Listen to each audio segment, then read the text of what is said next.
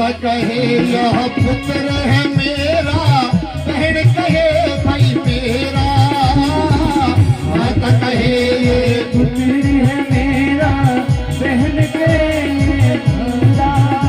ओ भाई कहे या भुजा हमारी, भाई कहे ये भुजा हमारी। नार कहे नर मेरा, मन भोला भोला मेरे जगत में कैसा नाता है। मन भोला भोला मेरे जगत में कैसा नाता है। हरि बोल।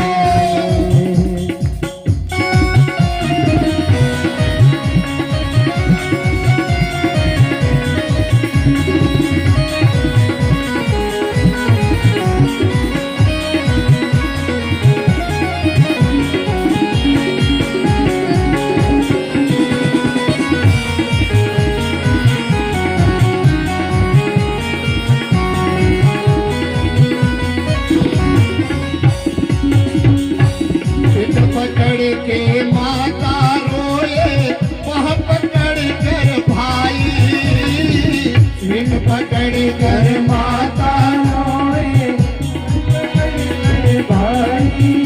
वो लपटी झपटती दरिया रोए, लपट झपटती दरिया रोए। बहन रोहे दस मासा, मन भोला भोला मेरे जगत में कैसा नाता है।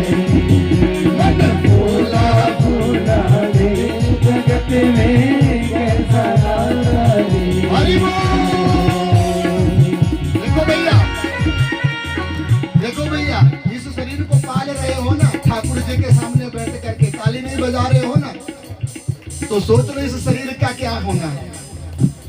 मैंने अभी अंतरा कहा आपको, पेट पकड़ करके माता रोए, वहां पकड़ करके भाई लपटी झपटी करके तितरियां रोए। गांव के जो लोग होते हैं ना, वो घर वालों के पास अगर बोले गले लग लग करके रोते हैं। और बहन रोहे 10 मासा, बहन 10 मास तक रोती है। 13 दिन तक तितरिया, गांव के लोग 13 दिन आते हैं, फिर करे घरवासा और घर में फिर आत्मा वास कर जाती है। इसलिए शरीर को पालने से कोई फायदा नहीं। बोलना क्या? मन भोला भोला फिरे जगत में कैसा चाहता रे। मन भोला भोला फिरे जगत में कैसा नाता है। हरि बोल।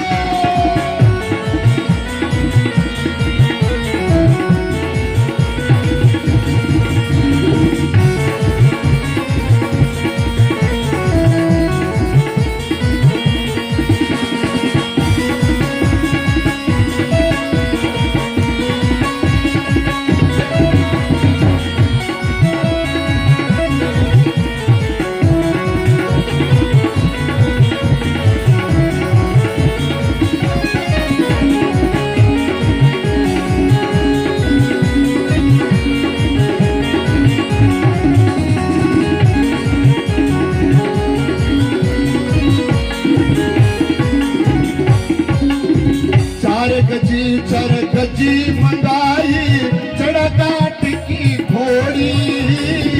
4 गजी चर गजी मंगाई, चढ़ा काट की घोड़ी। चारों कोने आग लगाई, चारों कोने आग लगाई। भूख दिया 10 होली, मन भोला भोला फिर जगत में कैसा नाता रे। मन भोला भोला रे जगत में कैसा नाता रे। जगत में कैसा नाता रे, जगत में कैसा नाता रे। जगत में कैसा नाता रे, जगत में कैसा नाता रे। मन भोला भोला फिर जगत में कैसा नाता रे। मन भोला भोला रे जगत में कैसा नाता हरि रे। बोल।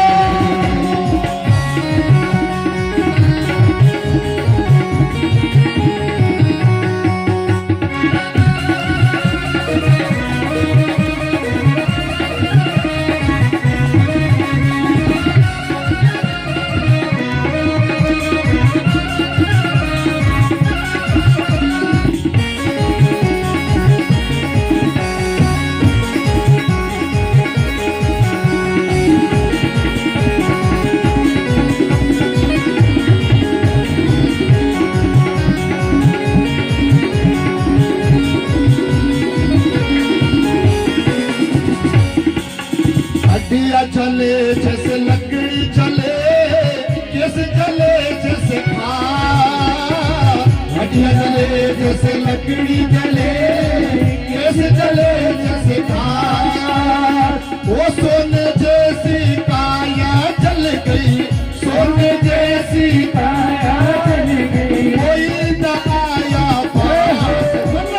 भोला भोला मेरे जगत में कैसा नाता रे। भोला भोला मेरे जगत में कैसा नाता रे। कैसा नाता रे जगत में, कैसा नाता रे। कैसा नाता रे जगत में, कैसा नाता रे। मन भोला मन भोला मन भोला भोला तेरे जगत में कैसा नाता रे। मन भोला भोला रे जगत में कैसा नाता रे। मन भोला भोला तेरे जगत में कैसा नाता रे। मन भोला भोला रे जगत में कैसा नाता बोले भागवत भगवान की जय। जीवन में कोई किसी का नाती नहीं, लेकिन हम इन्हीं नाती पोती के खातिर अपना जीवन खत्म कर देते हैं। तो फिर भागवत कहता है हर रिश्ता निभाओ, लेकिन रिश्ते के मुंह में मत फंसो। हर रिश्ते को निभाओ, लेकिन रिश्ते के बीच में मत घुसो। अगर तुम रिश्ते के बीच में जाओगे ना, तो माया के चक्कर में फंस जाओगे। जन्म लेने से पहले ना कोई माता थी ना कोई पिता, और मरने के बाद भी ना कोई माता होगी ना कोई पिता, ना कोई बंधु ना कोई भ्राता। जब जीवन में ये नाता झूठा है तो क्यों बनाते? सनातन धर्म कहता है सब रिश्ते नातों को निभाओ, लेकिन अपनी मुक्ति का विचार निरंतर करते रहो। जब तक तुम्हारी मुक्ति का विचार नहीं होगा, तब तक तुम इन रिश्ते नातों के चक्कर में फंसे रहेंगे, और रिश्ते नाते के चक्कर में फंसे रहने के कारण तुम्हारा जीवन व्यर्थ हो जाएगा। बोले भागवत भगवान की। तो जीवन का सुख क्या है? राम का नाम। जीवन का दुख क्या है? बोले राम का नाम जीवा से नहीं आना। तो श्रीमद् भागवत कथा का महात्म्य कहता है, अपने जीवन में कितना भी बड़ा दुख आ जाए, लेकिन प्रभु नाम को मत छोड़ो। और प्रभु नाम के साथ रहोगे तो दुख आकर के भी टल जाता है। और जो प्रभु नाम कभी लेता ही नहीं ना, उसके जीवन में अंत समय में प्रभु का नाम नहीं आता है, और वह दुख के साथ ही चला जाता है, और अंत में भी उसे नरक में ही जाना पड़ता है। श्रीमद् भागवत की कथा महात्म्य बताता है कि सप्ताह यज्ञ में जाकर के अपने से बड़े गुरु लोगों का आदर सत्कार करें, अपने से अपने बच्चों को साथ लेकर के इस कथा का ज्ञान करवाएं। प्रातः उठ कर करके अपने माता पिता के चरणों का स्पर्श करें। माता पिता वो धन है जो कभी खरीद करके भी नहीं मिल सकता, लेकिन कलयुग की व्यवस्था क्या करे? आज के बहुपुत्र 8 बजे उठते और माता पिता 5 बजे, तो कौन चरण छुएगा? अब 10 बजे उठने वाले 5 बजे वालों के चरण कैसे छुएंगे? क्योंकि वो तो बड़े लोग हैं भैया, क्योंकि पढ़े लिखे हैं, और माता पिता अनपढ़ है। ध्यान से सुन लेना, इस पढ़ाई ने कलयुग के लोगों की बुद्धि को भ्रष्ट कर दिया है। माता पिता के चरणों के सिवा ना तो कोई तीर्थ और ना ही विद्या धन प्राप्त हो सकता। वो विद्या निरर्थक है जो अपने माता पिता के चरणों को स्पर्श नहीं करती है। कहते हैं पिताजी से तो हरिद्वार तक जाकर के पूर्ण हो जाते हैं भैया, लेकिन माता जी की कोख का जो कर्ज है ना, वो नदी गोदावरी में भी जाकर के पूर्ण नहीं हो सकते, क्योंकि माता एक ऐसी जननी है जो 2.5 घड़ी के लिए गोदावरी के जल में जब मानव खड़ा होता है, उतनी देर तक ही वो माता की गोद से विमुख हो सकता है, नहीं तो उसे पाप लगता ही रहता है। इसलिए अपने माता पिता को कभी ना भूलें। अपने माता पिता का आदर करें तो आपके जीवन में सुख ही सुख रहेगा। तो सूत जी कहते हैं सनकादि ऋषियों, इस प्रकार की कथा जब सनक सनंदन इत्यादि ऋषियों ने नारद को सुनाई तो नारायण भगवान ने आकर के नारद जी को इस कथा का पुण्यप्रद प्राप्त कराया और कहा कि कथा को नियम से सुनिए। कथा एक फंक्शन नहीं है, कथा एक उत्सव है। जैसे हम दीपावली मनाते हैं ना, जैसे हम होली मनाते हैं, जैसे हम नवरात्रे मनाते हैं, वैसे ही श्रीमद् भागवत की कथा है। ये जीवन में कब दीपावली, कब होली और कब नवरात्रे बन करके आ जाएगी, ये तो भाग्य की बात है। और अगर आ गई है तो उसे जितना हो सके उतना सजाओ, जितना हो सके उतना सजाओ, और भगवान तुम्हारे जीवन को सजाते रहेंगे। भगवान 7 दिन के लिए आए हैं और आपको 7 जन्मों तक साथ निभाएंगे। लेकिन अगर आप भक्ति करेंगे, जो मानव 7 दिनों में भगवान को नहीं निभाता ना, वो भगवान भी उसे इसी 7 घंटों में छोड़ करके चले जाते हैं। भगवान से प्रेम करना बड़ा मुश्किल नहीं है, बड़ा आसान सा है। भगवान कहते हैं मुझे राम बोलो चाहे मरा बोलो, मैं दोनों नामों से रिझ जाता हूं, लेकिन दिल में पवित्रता होनी चाहिए। राम का नाम लेते लेते आपके जीवन में किसी प्रकार का द्वेष ना आए, बस यही कलयुग में भगवान चाहते हैं। भगवान नहीं कहते मुझे घंटी बजा करके, शंख ध्वनि कर करके, धूप ज्योत जला करके पूजा करो। भगवान कहते हैं बस अपने मन को साफ कर लो।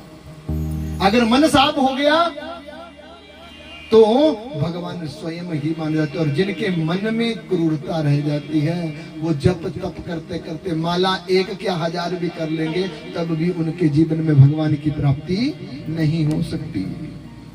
तो ये तो श्रीमद् भागवत का महात्म्य। आओ पहले स्कंद में हम इस श्रीमद् भागवत कथा में प्रवेश करें। तो श्रीमद् भागवत कथा का परिचय मैं आप लोगों को दूं।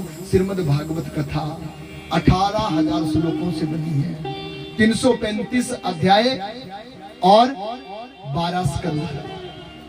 भगवान जी पहले और दूसरे स्कंद को भगवान का अनुग्रह और 10 स्कंद तीसरे से लेकर के 12वें स्कंद तक भगवान के 10 लक्षणों का वर्णन श्रीमद् भागवत कथा में किया गया। ये श्रीमद् भागवत कथा एक किताब नहीं, भगवान नारायण का दूसरा स्वरूप है। और जो इसका दर्शन कर लेता, जो इसका स्पर्श कर लेता, वो जन्म मरण के चक्कर से छूट जाता है। तो आओ हमें जन्म मरण के चक्कर में ना फंसना पड़े, तो श्रीमद् भागवत का मंगलाचरण करते हैं। सभी प्रेम से बोल देंगे क्या? जन्मद्यस्यायनवयोधिरतः स्वविज्ञा येन ब्रह्मा हृदय कवियो मोहन्ति सूर्य तेजो वारी मृदा यथा विन्मयो यत्र त्रिसर्गो अमृखा धामना स्वयं निरस्त मोहो सत्यं परं धीमहि सत्यं परं धीमहि। वेदव्यास जी ने जब इस भागवत को लिखा तो मंगलाचरण पहले किया और क्या लिख दिया? जन्म अद्य अस्या अन्वयो अधीरत स्वविज्ञा स्वराट। जिसका ना कभी जन्म हुआ है, जिसके जीवन में ना कभी यौवन आता, जिसके जीवन में ना कभी मृत्यु होती, अन्वयो धीरेक, जो सबका प्रिय भी है और सबसे दूर भी रहता है, जो मरु मरीचि कश्यप इत्यादि महर्षियों को उत्पन्न करने वाला, ब्रह्मा विष्णु को पैदा करने वाला देव है। ऐसे देव को सत्या जानो, सत्यम परम धीमहि, और उसी सत्या के चरणों में अपना मस्तक झुका लो, तुम्हारे जीवन का कल्याण होगा। तो सूत जी कहते हैं सनकादि ऋषियों जब मंगलाचरण किया तो अब सनक इत्यादि ऋषि प्रश्न कर देते हैं, किम श्रियम शास्त्र सारम कस्वतावतार प्रयोजनम किम कर्म केशव अवतारस्य धर्मम कम शरणम गतम्। तो ऋषियों ने सूत जी महाराज जी के समक्ष बैठ करके कहने लगे, महाराज आप वेद व्यास जी के शिष्य हैं, आप वेद व्यास जी के शिष्य हैं और वेद व्यास जी के शिष्य होने के नाते गुरु अपने शिष्य को अनंत कोटि ज्ञान की प्राप्ति कराते हैं और तुम तो प्रिय हो, लगता है तुम्हें ज्यादा ही ज्ञान दिया होगा। इसलिए महाराज हम जानना चाहते हैं कि श्रीमद् भागवत को सुनने से पहले हमारे जीवन के 6 प्रश्न हैं। क्या? किम श्रेयम शास्त्र सार का स्वतावतार प्रयोजन। महाराज मानव के जीवन का क्या श्रेय है? मानव का जन्म क्यों होता है? प्रथम प्रश्न किया। दूसरा प्रश्न किया कि मानव के जीवन में जो शास्त्र है उनका उल्लेख क्यों किया गया? तीसरा प्रश्न किया, बोले महाराज भगवान ने इस सृष्टि को क्यों बनाया और भगवान की इस सृष्टि पे कितने अवतार हुए? चौथा प्रश्न किया। पांचवा प्रश्न किया कि भगवान जी जब कृष्ण बन करके आए तो देवकी के गर्भ से ही जन्म क्यों लिया, यशोदा के गर्भ से जन्म क्यों नहीं लिया? ये 5 प्रश्न। छठा प्रश्न किया, बोले महाराज जब भगवान लीला कर करके अपने धाम को चले जाते हैं ना तो फिर हमारा ये सनातन धर्म किसकी शरण में रहता है? हम ये जानना चाहते हैं। तो सूत जी महाराज परम प्रेमी परम पूज्य सतगुरुदेव वेद व्यास जी के चरणों में नमन करते हैं और जैसे ही नमन किया, नारायणं नमस्कृत्यं नरं चैव नरोत्तमं देवी सरस्वती व्यासं ततो जयम् उदीरयतः। उत्तर देने लगे, कृष्ण भक्ति परम श्रेयं शास्त्र सार से वही प्रयोजनम सतो रक्षा कर्म सृष्टि यदि लक्षणम अवतार असंख्या धर्मो भगवती स्थिता चत्वनाम अत्र शेषस्य तृतीया उत्तरम कृते। नारायण भगवान जो वेद व्यास जी के रूप में जन्म लेकर के उत्पन्न हुए थे, ऐसे गुरु के चरणों में नमन करता हूँ। और कहने लगे, ऋषियों तुम्हारे प्रश्न का उत्तर दे करके मैं अपने गुरु को याद करते हुए कहने लगे कि कृष्ण भक्ति परम श्रेय शास्त्र सार से बचा।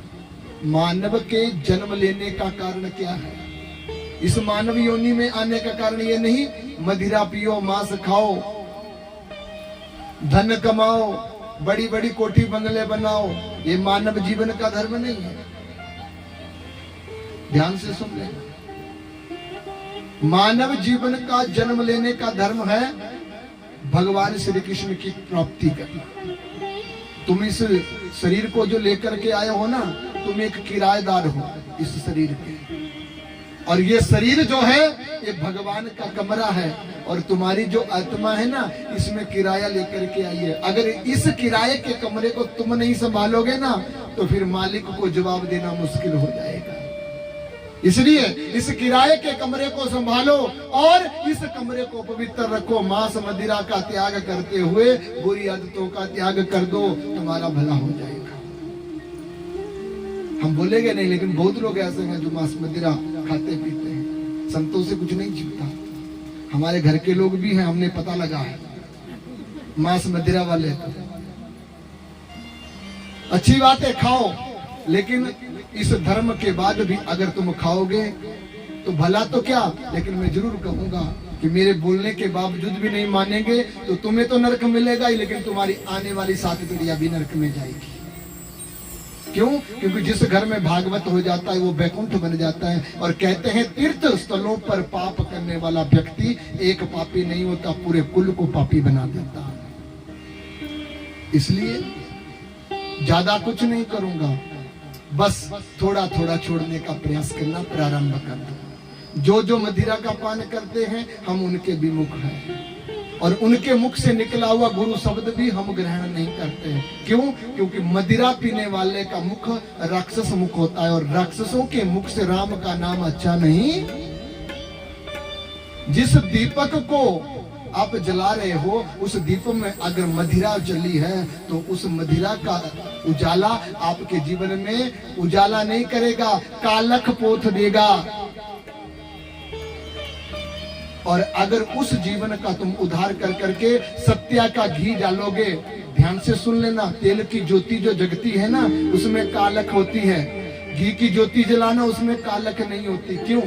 बोले घी की ज्योति शुद्ध होती है। दूध से दही, दही से मक्खन और मक्खन से घी बनता है, तो वो घी शुद्ध हो जाता है। लेकिन तेल में इस प्रकार का परिवर्तन नहीं होता, क्योंकि सरसों भी खेतों में बीजी, निकाली, पिसाया और तेल निकल गया। तो तेल में धुआं, कालापन इसलिए होता है क्योंकि उसे प्रयत्न नहीं करना पड़ता, उसको कष्ट झेलने की आदत नहीं है, वो कच्चा है। कच्चे होने के कारण वो कालक होता है। और जो मानव दूध दही की तरह मत मत कर करके अनेक दुख संकटों से बच करके अपने जीवन को प्रज्वलित करता, वो मक्खन बन जाता, और मक्खन को गर्म करने के बाद घी निकलता है, तो उस घी में कालक नहीं होती, वो तो अमृत बन जाता है। तो हमारा जीवन अमृत बने, हमारा जीवन अमृत बने, हमारा जीवन घी की तरह हो। तो घी खाने वालों को मदिरा पीने की जरूरत, मदिरा पीने की जरूरत नहीं है, पर फिर पीते क्यों हो?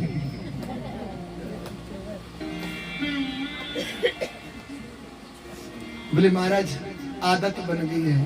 तो संत कहते हैं आदत बुरी सुधार लो, हो गया भजन। अगर तुम लोगों ने अपने जीवन की आदत को सुधार लिया ना, तो तुम्हारा ये भाग्य, ये भागवत भाग्य में परिवर्तन होकर के वैकुंठ की प्राप्ति करा देगा। कहते हैं गुरुओं के रहते हुए भी अगर शिष्य का भाग्य उदय नहीं हो, तो उस शिष्य से बड़ा दुर्भाग्यशाली और कोई नहीं होता। छाया में बैठने वाला भी अगर पसीने से युक्त हो ना, तो उस मानव को जीना नहीं चाहिए, मृत्यु को अपना लेना चाहिए। गुरु मंत्र, गुरु दर्शन और भागवत जैसे पुण्य ग्रंथों को सुनने के बाद आप दुर्व्यसनों का त्याग करें, ये मेरी प्रार्थना रहेगी। तो मानव के जीवन जीने का लक्ष्य है क्या? इस जीवन में जन्म लेने का कारण है क्या? बोले भगवान की प्राप्ति करना। मैंने पहले दिन भी कहा था कि मानव का जन्म होता है कर्म के लिए और मुक्ति होती है मोक्ष के लिए। हम इस शरीर को लेकर के आए हैं ना, ये बहू, पुत्र, पति, पत्नी, घोड़ा, गाय, पशु, महल, गाड़ी, महल, पलंग, इन सब के लिए नहीं आए हैं, इन सब के लिए नहीं आए। हमारे जन्म लेने का कारण है मोक्ष को प्राप्त करना। मानव शरीर क्यों मिला है? बोले पिछले जन्म में जब हमने पाप किए थे ना, उस पाप का प्रायश्चित करने के लिए भगवान जी ने हमें एक मौका दिया है, और उस मौके को प्राप्त कर करके भी अगर हम मौका गवा देंगे तो जीवन में फिर जन्म मरण के चक्कर में पड़ना पड़ेगा। तो किम श्रेयम शास्त्र सार, पहला प्रश्न था कि मनुष्य का जन्म का क्या कारण है? कृष्ण की भक्ति प्राप्त करना। शास्त्रों का जीवन में आने का कारण क्या है? बोले सब शास्त्र भी यही शिक्षा देते हैं कि पापों को छोड़ो और पुण्यों को अपनाओ और भगवान की प्राप्ति करो। तीसरा प्रश्न, बोले भगवान जी जन्म लेकर के इस मृत्यु लोक को क्यों बनाया? बोले इस मृत्यु लोक को बनाने का कारण था कि जो भगवान के प्रिय भक्त हैं और अनजाने में किए हुए पाप कर्म अगर उनसे हो जाते, तो उन्हें अनजाने में किए हुए पाप कर्मों को प्रायश्चित करने के लिए भगवान ने इस मृत्यु लोक को बनाया था। हम सब भगवान के प्रिय बालक हैं, तब हमें मनुष्य शरीर मिला है। हम भगवान के प्रिय हैं, इसलिए हमें मनुष्य शरीर मिला है। और शरीर मिलने के बाद इस मृत्यु लोक में अगर हम भगवान को भूल जाए, तो हमसे बड़ा पापी और कोई। मृत्यु लोक का बनाने का कारण था प्रायश्चित क्षेत्र। गीता का पहला श्लोक बताता है, धर्म क्षेत्रे कुरुक्षेत्रे यमवेतः युत्सवः मामका पांडवस्य किम कुर्वन्ति संजय। धर्म क्षेत्र कुरुक्षेत्र में संजय से धृतराष्ट्र पूछ रहे हैं, महाराज क्या हो रहा है? तो हमारा जीवन कुरुक्षेत्र और भगवान को अपनाना धर्म है। इस धर्म के क्षेत्र को कुरुक्षेत्र के बीच में डाल करके मानव जीत तभी अर्जित करता है जब उसके अंदर सत्य का प्रतीक होगा। 100 कौरव थे और 5 पांडव, लेकिन 100 कौरवों ने पाप को ग्रहण किया, 5 पांडवों के द्वारा मारे गए। कहते हैं सत्य की नींव बड़ी लंबी होती है और पाप की जड़ें बहुत छोटी। पाप का जो वृक्ष होता है ना, फलदार तो जल्दी बन जाता है। जैसे आजकल तुम्हारे सेब के बगीचे आ गए हैं, 3 साल के बाद सेब लग रहा है, बस 6 साल में पूरा भी हो जाएगा। ऐसे ही पाप की जड़ है, जो जल्दी उग जाती है और वैसे ही मुरझा जाती है। लेकिन सत्या की जो जड़ है ना, वो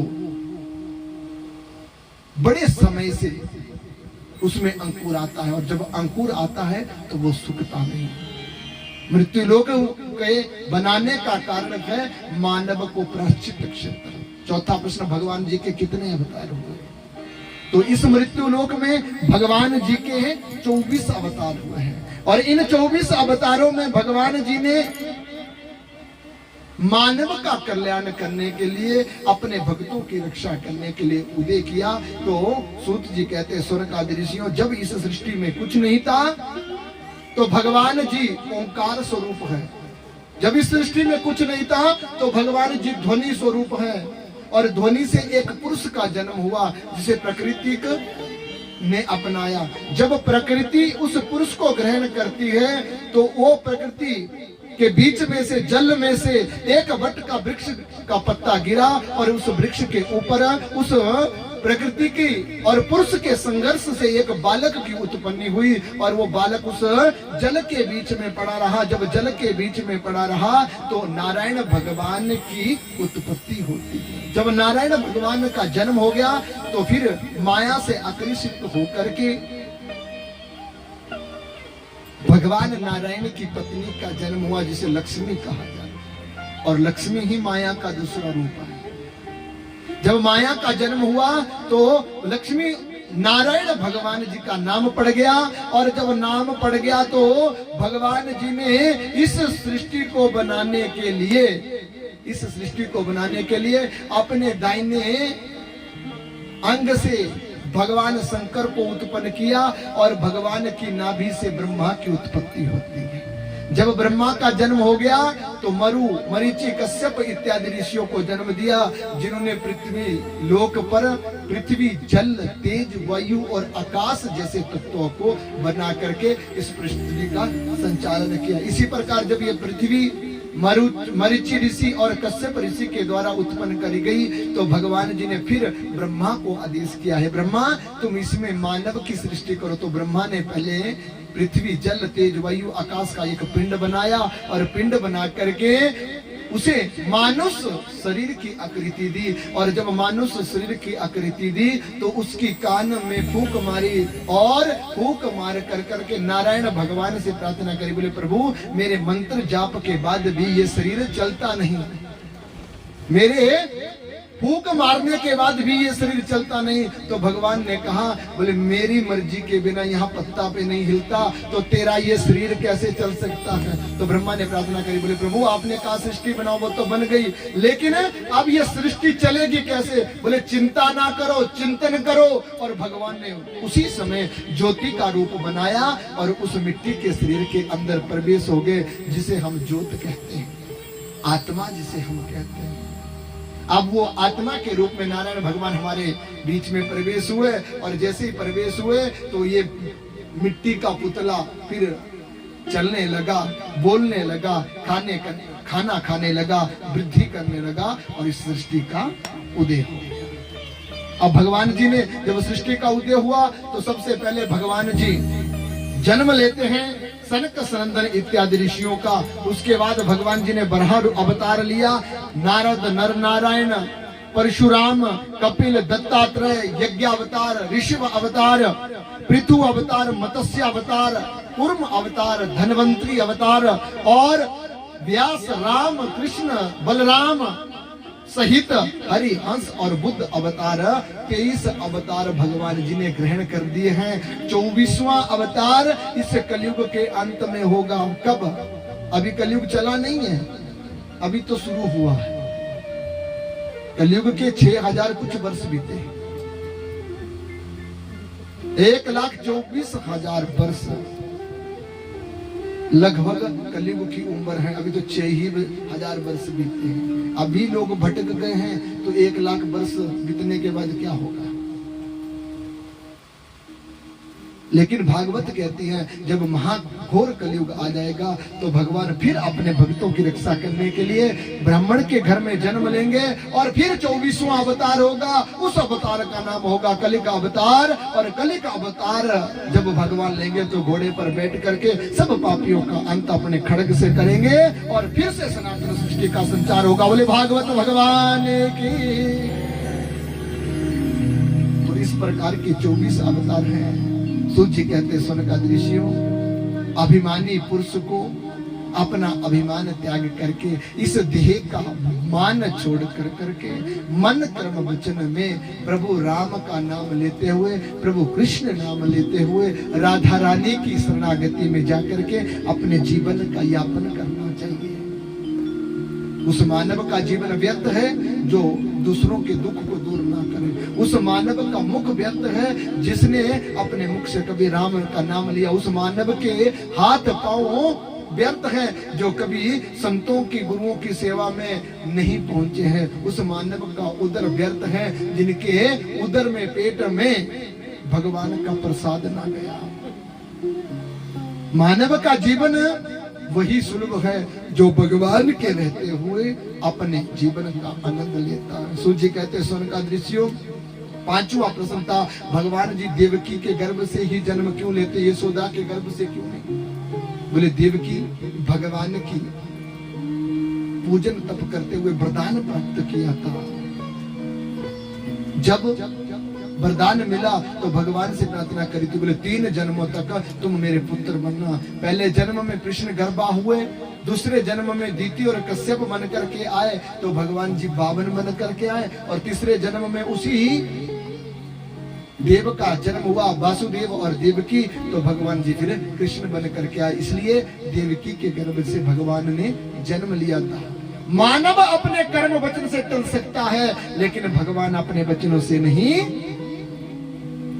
अगर आपने मुख में कभी एक बार राम बोला होगा ना तो भगवान इतने पुरुषार्थी है, एक बार राम बोलने से आपको एक बार जीवन का दान देते हैं।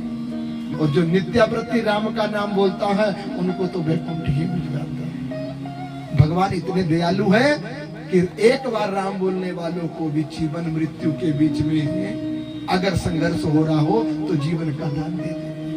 और हमें तो नियम बनाना चाहिए, प्रातः उठते समय, साय को सोते समय और दिन में जब आप आराम कर रहे हो उस समय राम का नाम जरूर लें। मंत्र उच्चारण करने की जरूरत नहीं, बस 2 अक्षरों से मिला शब्द राम बोल दो। राम बोलने से ही तुम्हारे जीवन का मरा शब्द खत्म हो जाएगा। राम बोलने वाला कभी दुखी नहीं हो सकता। राम का जाप करने वाला कभी रोगी नहीं हो सकता।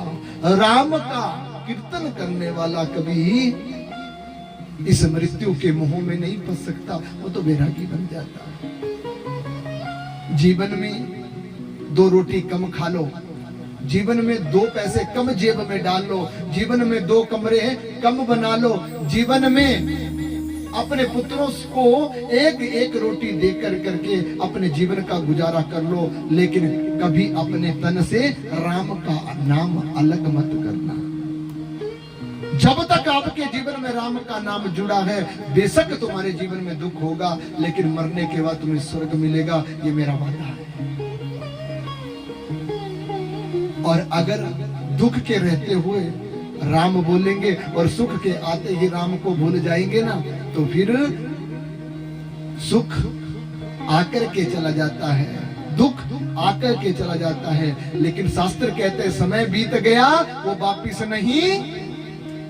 हम सोच रहे हैं हम बढ़ रहे हैं लेकिन हम सब लोगों को पता नहीं काल का चक्र हमारी मृत्यु को हमारे पास बुला रहा है। जन्म लेने के बाद माता पिता सोच रहे हैं हमारा बालक बढ़ रहा है लेकिन उन माता पिता को ज्ञान नहीं वो बालक तो मृत्यु की तरफ चला हुआ है। मानव का जन्म लेने के बाद मोक्ष ही उत्तम मार्ग है, मृत्यु तक उसे संघर्ष करना ही पड़ेगा। इसलिए जन्म मरण के चक्कर को अगर छूटना चाहते हो ना तो राम का नाम समय से लो। ये नहीं आज नहीं कल, अभी हमारी उम्र कमाने की है, कल राम का नाम लेंगे, शास्त्र कहते हैं बाल्यावस्था से ही अपने बालकों को आदत डाल दो हरि नाम का जाप करने। अगर तुम स्वयं राम का नाम लोगे तो तुम्हारे बालक भी राम का नाम लेंगे। अगर तुम स्वयं बड़ों का आदर करेंगे तो तुम्हारा भी आदर तुम्हारे बालक नहीं करेंगे। कहते हैं जो पेड़ झुक जाता है उसे कोई हवा तोड़ नहीं सकती, और जो पेड़ सूख जाता है वो हवा के आने से टूट। इसलिए हमारा जीवन फल वृक्षों की तरह हो, आई हुई हवा साथ से गुजर जाए। हमें अपने जीवन की मूर्खता का त्याग कर देना चाहिए और प्रेम रस में आकर के राम का नाम लेकर के इस जीवन को जीना चाहिए। तो सूत जी कहते हैं सुनकादि ऋषियों, छठा प्रश्न था कि जब भगवान लीला कर करके इस धाम को छोड़ करके चले जाते हैं तो हमारा ये सनातन धर्म किसकी संगति में जाता है? भगवान तो चले जाते हैं, धर्म यहाँ रहता है। और धर्म किसकी शरण में जाता है? बोले वो धर्म श्रीमद् भागवत की शरण में आ जाता है। जब कोई साथ ना दो, जब किसी प्रकार का दुख जीवन से ना मिटे, जब जीवन के हर एक प्रयास खत्म हो जाए तो मानव को अंतिम प्रयास भागवत की गद्दी का कर करके अपने मस्तक को उनके पास झुका देना चाहिए, जिससे तुम्हारे जीवन के किए हुए हर प्रयास शुरू हो जाते हैं। जब जीवन में दुख का अंत नहीं होना तो उस दुख का अंत करने के लिए भगवान ने स्वयं श्रीमद् भागवत के रूप में कलयुग में अवतार लिया है। और तुम लोग उस भागवत का सहयोग कर करके उस भागवत की कथा को सुनो, जीवन में आए हुए दुख का उद्धार हो जाता है। जीवन में भागवत कलयुग के कर्मों से भव से पार लगाने वाला है। और जो मानव इस भागवत की कथा को कलयुग में सुन लेता, प्रेम से इसका भोग बना लेता, कहते हैं धन भाग उनके होते हैं जिनके घर में मेरे ठाकुर जी मेहमान बन करके आते हैं। धनभागी हैं ऐसे वो लोग जो ठाकुर जी को अपने घर में मेहमान बना करके बुलाते हैं। मेरे ठाकुर जी को दर दर जाने की जरूरत नहीं, ये किसी के घर की रोटी के धन के में भूखे नहीं, लेकिन मेहमानी करने से ये कभी इनकार करते नहीं है। अगर मेहमानी के लिए इन्हें बुलाया जाए तो हमारे ठाकुर जी ऐसे हैं, वो मेहमान बन करके चले जाते थे। गोपियां बुलाती, कथा में सुनेंगे, गोपियां बुलाती, प्रेम से भगवान नहीं जाते। क्यों? क्योंकि उनके अंदर अभी प्रेम का प्रादुर्भाव नहीं हुआ था। और गोपियां जब सो जाती तो भगवान चोरी करने जाते। क्या कारण था इसका? जिसका कारण था मन की शुद्धता। गोपियों का मन शुद्ध नहीं था, इसलिए भगवान उनके बुलाने पर जाते नहीं थे। लेकिन जिस दिन उनका मन शुद्ध हो गया, भगवान जी ने उनकी मटकियां फोड़ दी। और जब मटकियां फोड़ी तो भगवान अब उनकी गोदी में आकर के रस्सी के बंधन में बंध जाते हैं। बोले बाल कृष्ण लाल की। तो भगवान का घर में मेहमान बन करके आना बहुत बड़ी बात है। यहाँ से हरिद्वार के लिए बसें लगी हुई हैं, सभी हरिद्वार जाकर के स्नान कर सकते हैं। यहाँ से वृंदावन के लिए बसें लगी है। अब समय है धन का, तो धन के द्वारा हम वृंदावन भी जा सकते हैं, किसी भी तीर्थ पर जा सकते हैं। लेकिन इस कलयुग में एक जगह के लिए बस नहीं है। क्या? बोले भागवत कथा को सुनने के लिए। उस जगह को अगर बस जाएगी तो वो बस है हमारा कर्म। अगर हमारा कर्म पवित्र होगा तो हमें भागवत सुनने का मौका मिल जाता है। और अगर कर्म शुद्ध नहीं होगा तो भागवत घर में आकर के भी हम नहीं सुन सकते। बोले भागवत भगवान की। इसलिए धन्यवादी हूं मैं गुप्ता परिवार का, और भगवान की असीम कृपा इस परिवार के ऊपर हुई है, ऐसी ही होती रहे ये मैं प्रार्थना करूंगा। भगवान सदा मेहमान बन करके इनके घर में आते रहें और इनके जीवन के जितने भी दुख कष्ट हैं दूर हो जाएं, और सदा मेहमानी ठाकुर जी यहाँ पर करते रहे। बोले बाल कृष्ण लाल की। तभी तो कहा गया क्या? धन भाग ना दे जिना दे श्याम परोणे आए, धन भाग उना दे जिन श्याम परोणे आए, धन भाग उना दे जिन श्याम परोणे आए, मेरे श्याम परोणे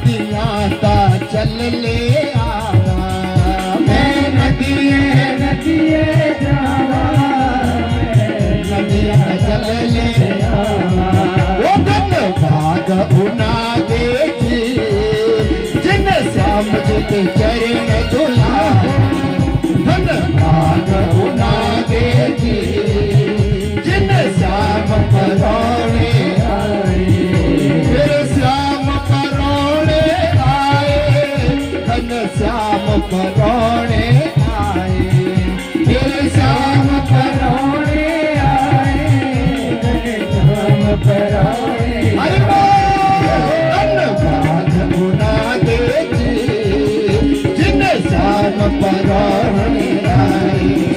धन्यवाद उदारे दीन श्याम पराणे आई। हरि बोल।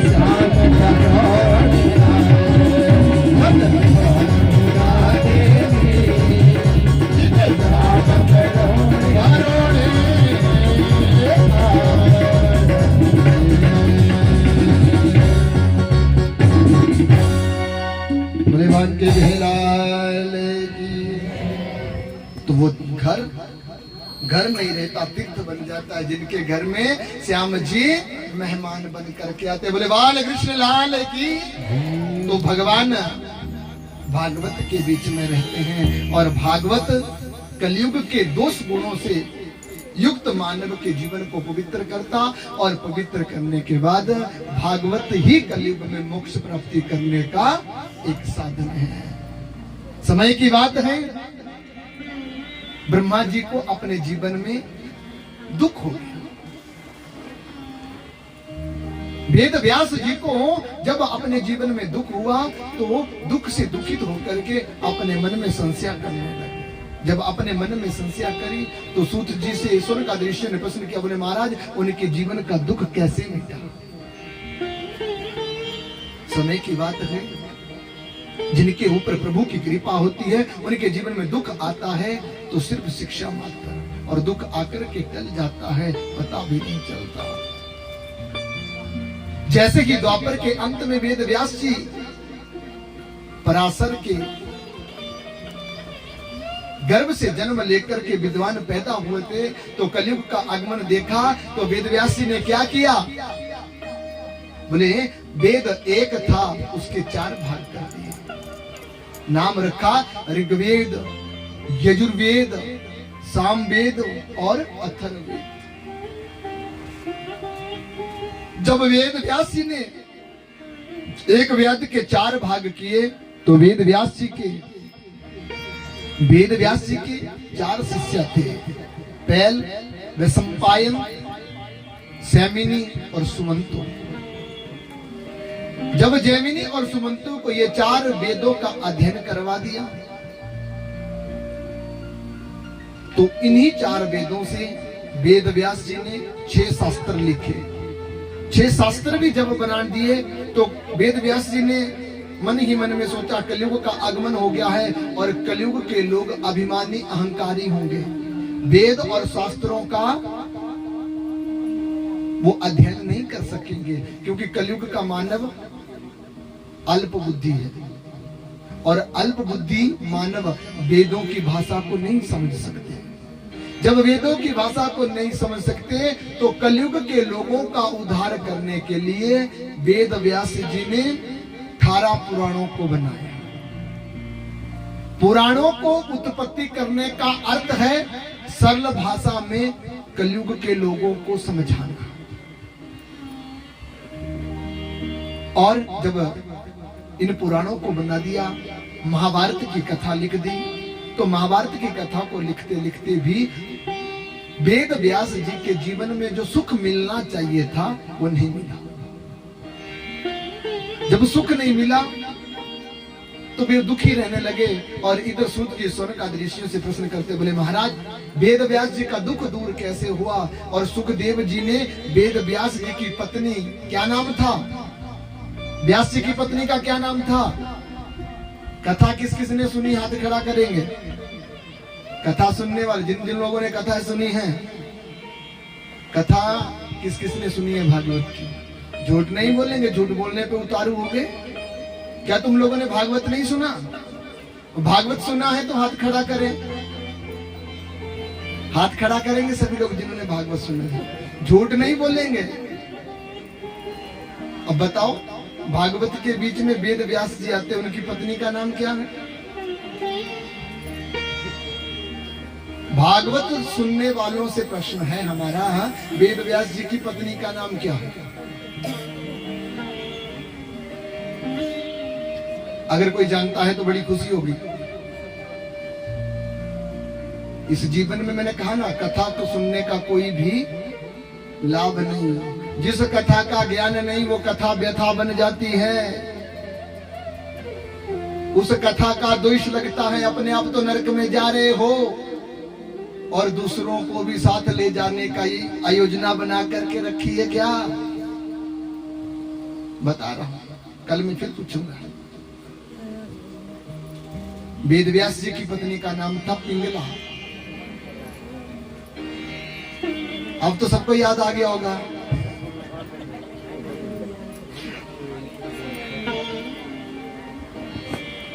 चलो अच्छी बात है, याद आ जाना चाहिए। तो वेदव्यास जी की पत्नी पिंगला कलयुग के बीच में सतसुत जी महाराज सौनक का ऋषि प्रश्न करते बोले, महाराज हम जानना चाहते हैं सुखदेव का जन्म कैसे हुआ। राजा परीक्षित को उन्होंने कथा कैसे सुनाई और किस प्रकार भागवत की कथाओं को सुनकर राजा परीक्षित मोक्ष की प्राप्ति करते हैं। वेद व्यास जी के जीवन में जो दुख आया वो दुख कैसे टले। बातें नहीं, हिलना जुलना भी हमारे को पसंद नहीं है। हम खुद भी नहीं हिलते और दूसरों को भी हिलना नहीं देते। जहां बैठे हैं वहीं समाधि लगा लो।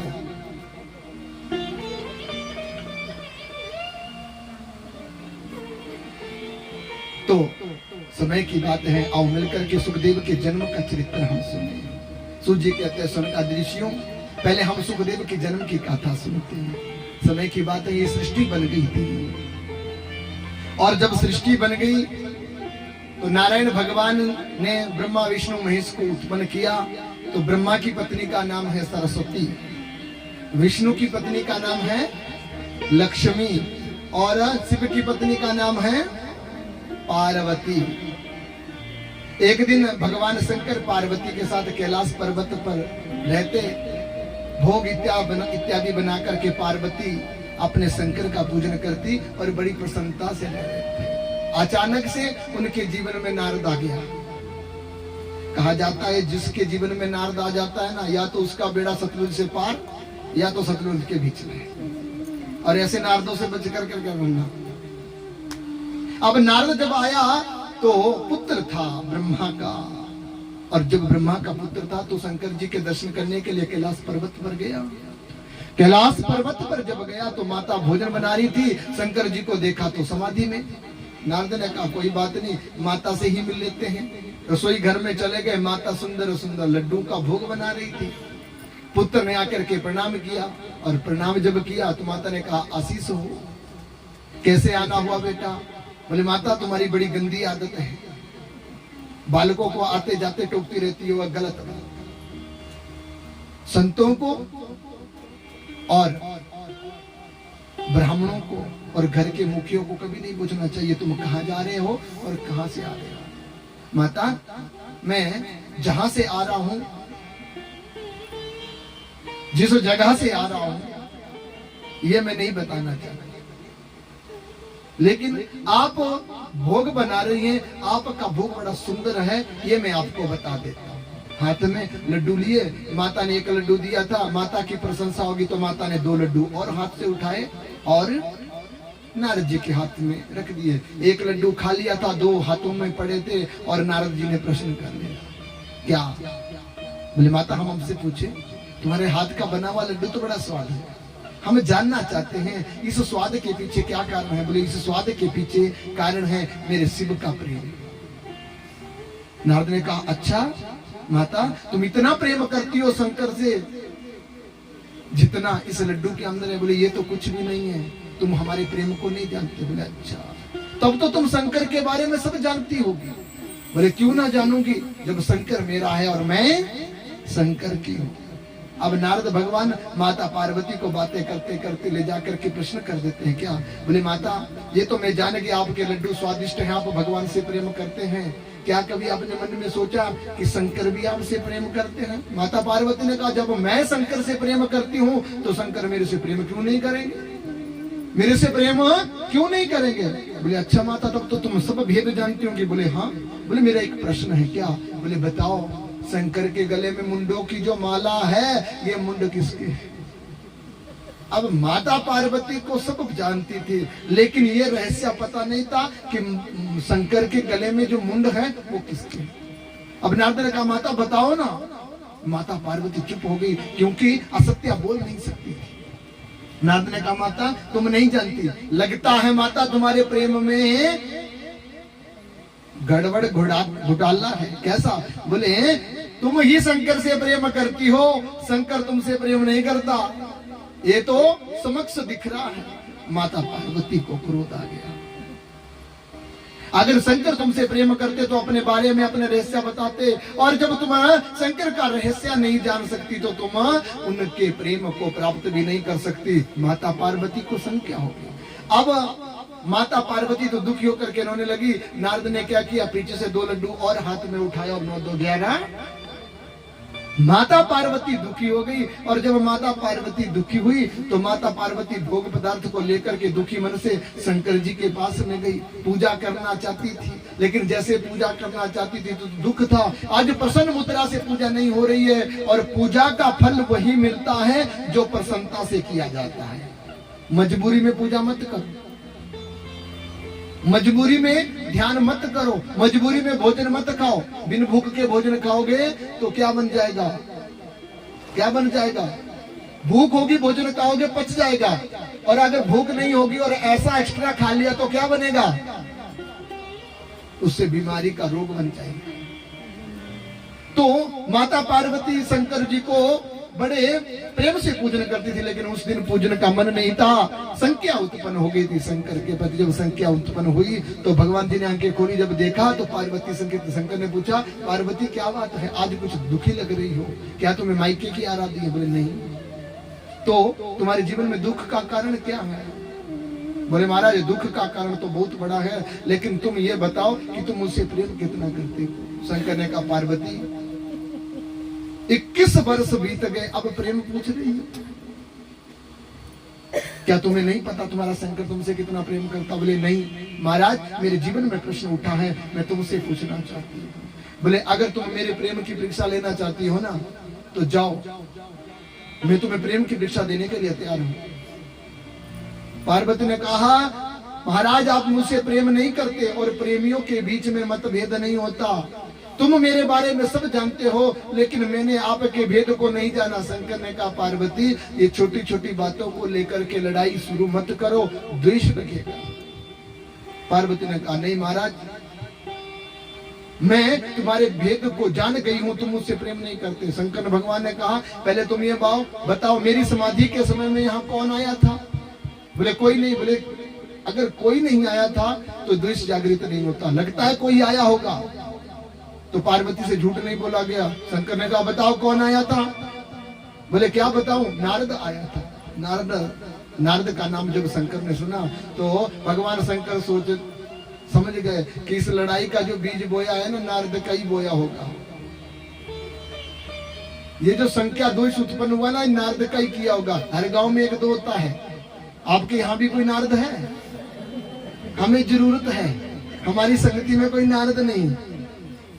हम चाहते एक आधा नारद किसी गांव में मिल जाता तो साथ लेकर के चलते हैं। अगर होगा तो मुझे 7 दिनों में जरूर बताना।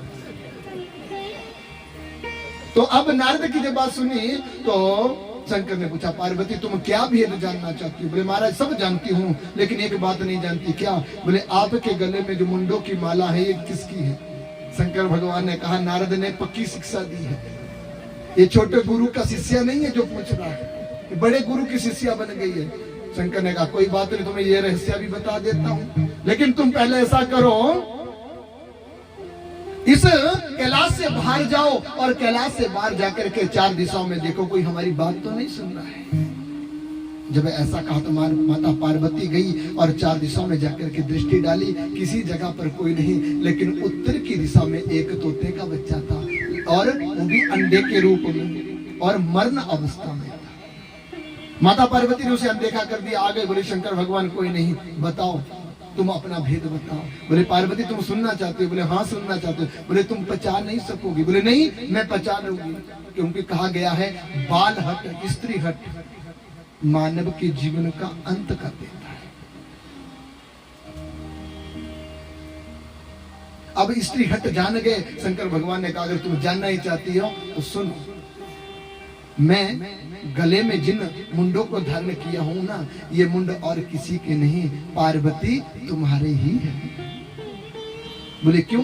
बोले तुम हर बार जन्म लेती और मृत्यु को प्राप्त कर लेती। मैं तुमसे इतना प्रेम करता, जब भी तुम मृत्यु को प्राप्त कर देती तो तुम्हारा शीश काट करके अपने गले में डाल लेता। जब तक तुम अपना अगला जन्म नहीं लेती, मैं उसी शीश के देख देख करके अपने जीवन का यापन करता हूँ। जब तुम जन्म ले लेती तो फिर तुम्हारे साथ विवाह कर लेता, और इसी प्रकार 108 बार तुम मर चुकी और 108 बार तुम्हारा जन्म हो गया है, और 108 ही मुंड मेरे गले के बीच में पड़े हुए। पार्वती ने जब शंकर जी के मुख से ये बात सुनी तो अब पार्वती के अंदर का जो प्रेम था वो तो जाता रहा, लेकिन शंकर मेरे से इतना प्रेम करते हैं इस बात को नहीं भूली। लेकिन एक प्रश्न फिर उठा, बोले भगवान आप मुझसे इतना प्रेम करते तो मुझे बार बार जन्म मरण के चक्कर से छुड़ा क्यों नहीं देते? अगर आप मुझसे इतना ही प्रेम करते हैं, इस जन्म की मृत्यु के बाद फिर मेरे जन्म का वेट करते, जन्म होने के बाद फिर मृत्यु होती, फिर जन्म होता, तो आप इस बार बार के जन्म मरण के झंझट से मुझे छुड़ा क्यों नहीं देते? शंकर भगवान ने कहा, देवी पार्वती आज तक तूने जन्म मरण के चक्कर से छूटने का विश्वास नहीं किया और मैंने तुम्हें छुड़ाया नहीं। कहा जाता है ज्ञान सुपात्र को दिया जाता है, कुपात्र में ज्ञान। पार्वती ने 108 बार जन्म लेकर के जन्म मरण का चक्कर छूटने का विषय जाना नहीं, अमृत पिया नहीं, और भगवान शंकर जो अमृत की खान है उन्होंने अमृत दिया नहीं। पार्वती ने जब ये सुना तो पार्वती प्रार्थना करने लगी, प्रभु तुम प्रेम करते हो तो प्रेम के साथ मुझे जन्म मरण के चक्कर से छुड़ा दो। फिर भगवान शंकर पार्वती को अमर गुफा में बैठ करके अमर कथा सुनाना, जैसे ही अमर कथा सुनाना प्रारंभ करी तो अमर कथा को ही श्रीमद् भागवत की कथा का अंश कहा गया। ये श्रीमद् भागवत कथा ही अमर कथा है, अमर कथा ही श्रीमद् भागवत की कथा है। कहते हैं इस कथा को जो सुन लेता है वो अमर हो जाता है, और जो इस कथा को व्यथा में बदल देता है ना, वो अमर तो क्या, वो पापी होता है और नरक में जाता है। कथा बोलने वाले और सुनने वालों को ही पाप नहीं लगता, करवाने वालों को भी और करने वालों को भी पाप लगता है। हमारे गुरु लोग कहा करते थे कि जिस जगह पर ज्ञान को सीखने वाला ना हो ना, उस जगह पर दीपक नहीं जलाना चाहिए, और दीपक उसी जगह पर जलाया जाता है जब अंधेरा होता है। तो हम सब लोग अंधेरे में हैं और ज्ञान का दीपक जला रहे हैं, और इस अमर कथा को सुनने के लिए हम आज सब लोग इकट्ठे होकर के अपने जीवन में पुण्य कमा रहे हैं। तो पुण्य कमाते हुए आओ अमर गुफा में जाकर के शंकर के मुख से अमर कथा को सुनते और कहेंगे क्या, ये है अमर कथा, ये है अमर कथा, ये है अमर कथा, ये है अमर कथा, ये है अमर कथा, ये है अमर कथा, ये है अमर कथा, ये है अमर कथा, ये है अमर कथा, ये है अमर कथा। भक्ति देती शक्ति देती कर देती भव पारे, भक्ति देती शक्ति देती कर देती भव पारे। ये है अमर कथा, ये है अमर कथा, ये है अमर कथा, ये है अमर कथा, ये है अमर कथा, ये है अमर कथा, ये है अमर कथा। हरि बोल।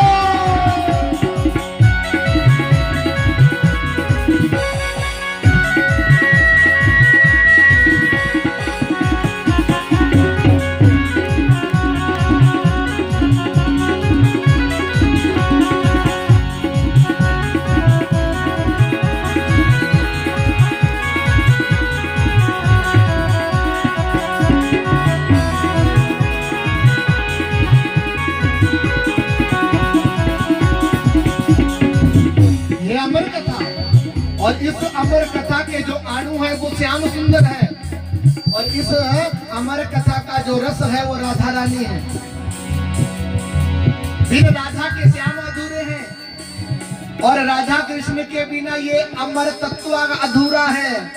इसलिए इस अमर कथा को सुनने के लिए हमें राधा नाम का जाप करना होगा। सबको लेकर प्रेम से जय जय राधा रमण हरि बोल, जय जय राधा रमण हरि बोल, जय जय राधा रमण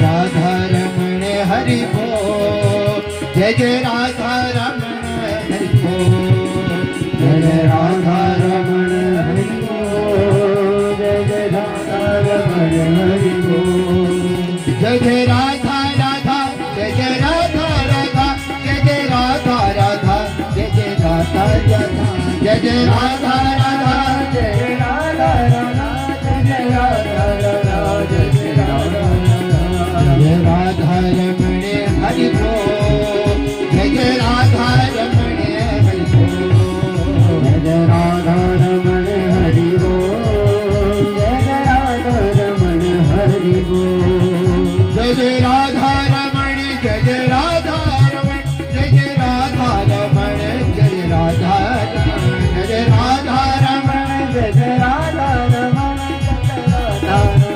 प्यारो राधा जय जय राधा रमण हरि बोल, जय जय राधा रमण हरि बोल, जय राधा रमण हरि बोल, जय जय राधा रमण हरि बोल। तो अब भगवान शंकर राधा नाम का सुमिरन करते हुए श्याम जी का ध्यान करते हैं और समाधि लगा करके बैठ गए और माता पार्वती को कथा सुनाना प्रारंभ किया।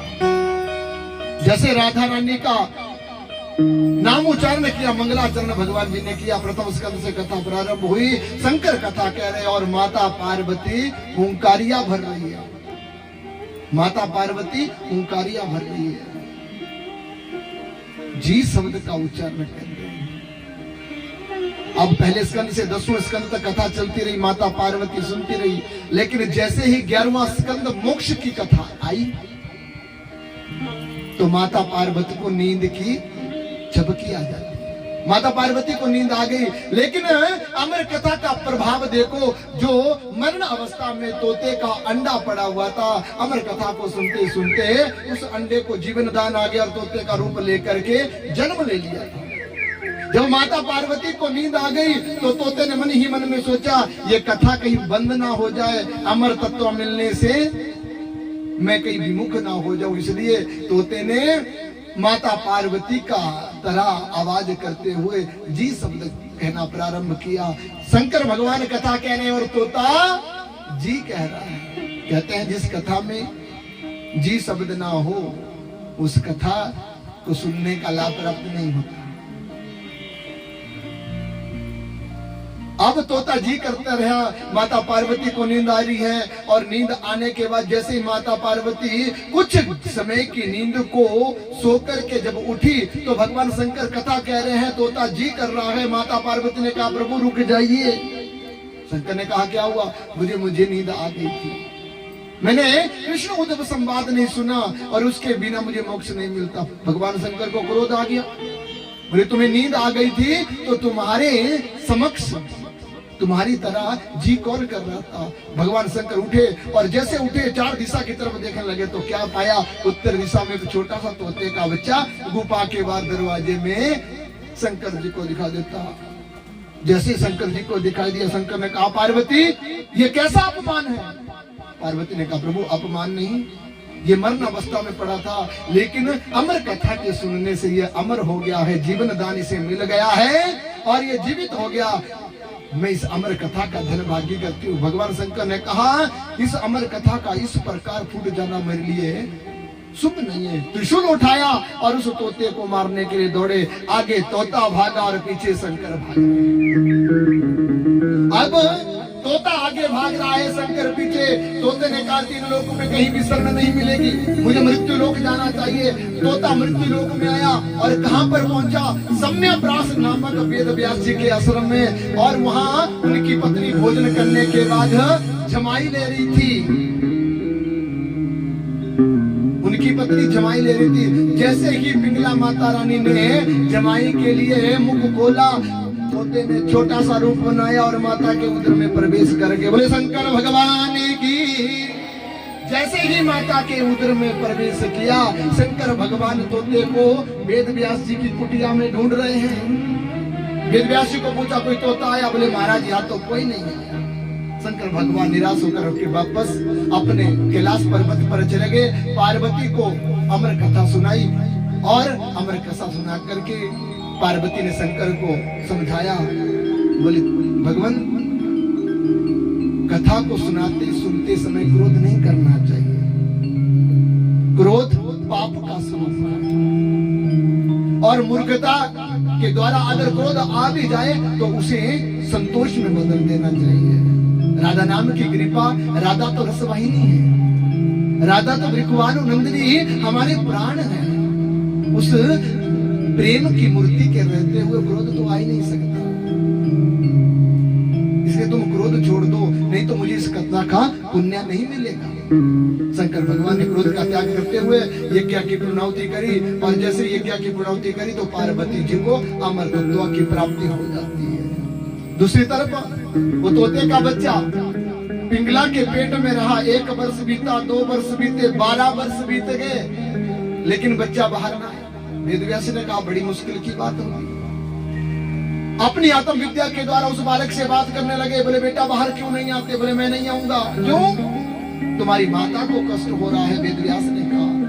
अंदर से वो बालक आवाज करता, पिताजी मेरे उदर में रहते हो मेरी माता को कोई कष्ट नहीं, लेकिन जो कष्ट मुझे जन्म लेने के बाद भुगतना पड़ेगा उसके बारे में तुम नहीं जानते। बोले बताओ तो सही, कोई ना कोई एक ऐसा उपाय तो बताओ जिससे तुम बाहर आओ।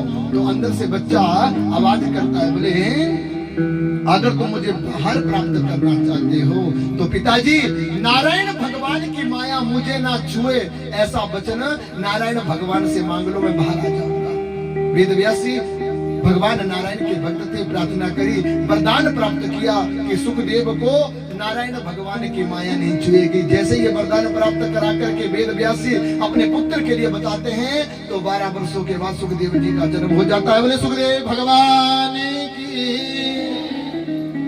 और सुखदेव भगवान पिंगला के गर्भ से जन्म लेकर के व्यास के पुत्र के रूप में इस धराधाम पर प्रकट हो जाते हैं।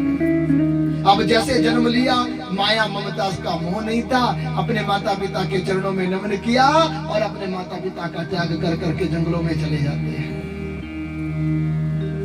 जब जंगलों में चले गए तो पिता अपने पुत्र का मुख देखने से भी वंचित रह गया। वेदव्यासी पिता अपने पुत्र को पुत्र पुत्र कह करके बुला रहा है, लेकिन पुत्र एक बात भी नहीं सुनता। माया ममता से परे था और कंदराओं में जाकर के रहने लगा। वेदव्यास जी को माया ने घेर रखा था और माया को घेरने के बाद इस माया का आधार भागवत को वेदव्यास जी जानते थे और वेदव्यास जी भागवत को जान कर करके भगवान के पुण्य श्लोकों का उच्चारण करने लगे। किस तरफ को? जिस तरफ को सुखदेव भगवान जंगलों में कहते हैं। ये भागवत एक ऐसी वस्तु है जो बड़े के बड़े वैराग्यों का वैराग्य तोड़ देती है। जब वेदव्यास जी ने श्लोक का उच्चारण किया, क्या? अहो भगीयम सतने काल कूटम जिंगाय अप्य साधवी लेवे गतिर्धात युचिदाम भवा दयालो शरणम व्रजिनु। बोले मेरे प्रभु इतने दयालु है, उतना माई भगवान को मारने के लिए आई स्तनों में जहर लगाया था। भगवान ने उस आई हुई शत्रु को भी माता की गति प्राप्त कराई। तो मेरे भगवान इतने भले हैं जो शत्रुओं को भी अपनों से बढ़कर के मोक्ष प्राप्त कराते। जब ऐसा श्लोक सुखदेव जी ने अपनी कंदराओं की तरफ सुना, क्योंकि ये भागवत के श्लोक जिस भी तरह दिशा में जाते हैं ना, हवा के साथ बहते हुए हमारे वातावरण को शुद्ध करते हैं। और जब वातावरण को शुद्ध करते हैं तो प्रेत आत्मा, भूत प्रेत बाधा या अनेक प्रकार के जो रोग हमारे जीवन में लगे हो, उन रोगों को काट कर करके उनका वो अंत कर देते। इसलिए भागवत पुण्यव्रत है, तभी तो ये अमर कथा के रूप में जाना जाता है। सुखदेव ने जब ये श्लोक सुना तो सुखदेव जी की समाधि टूट गई और जहां से ये आवाज आ रही थी उस आवाज के पीछे भागे। आकर के क्या पाया कि वो श्लोक बोलने वाले तो मेरे पिताजी हैं। इस श्लोक का उच्चारण करने वाले और कोई नहीं मेरे पिताजी हैं। जब ये पाया तो अपने पिताजी के चरणों में नमन किया, पिताजी मुझे और श्लोक सुना दो। वेद व्यास जी ने कहा ऐसे बहुत सारे श्लोक मुझे आते हैं, तुम घर चलो ना, मैं तुम्हें वहां श्लोक सुनाऊंगा। और अपने पुत्र को घर लेकर के आए। जो भागवत, जो कथा एक बेटे से बाप को बेटे से माँ को, पुत्र से माँ के प्रेम को जागृत करती है, उसे ही तो भागवत कहा गया है। बोले भागवत भगवान की। जो मूर्खों के हृदय में प्रेम और प्रेम के हृदय में वैराग्य जगा दे, उसे ही तो भागवत का स्वरूप कहते हैं।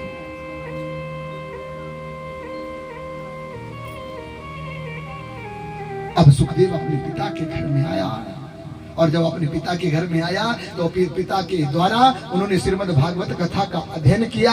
और जब श्रीमद् भागवत कथा का अध्ययन किया तो 18,000 श्लोकों को सुना। और फिर वही सुखदेव भगवान जी वैराग्य को धारण करते हुए राजा परीक्षित को गंगा के तट पर जब मृत्यु से आकर्षित वो हुए थे तो कथा सुनाते और राजा परीक्षित को भी मुक्त करते हैं। बोले भागवत भगवान की।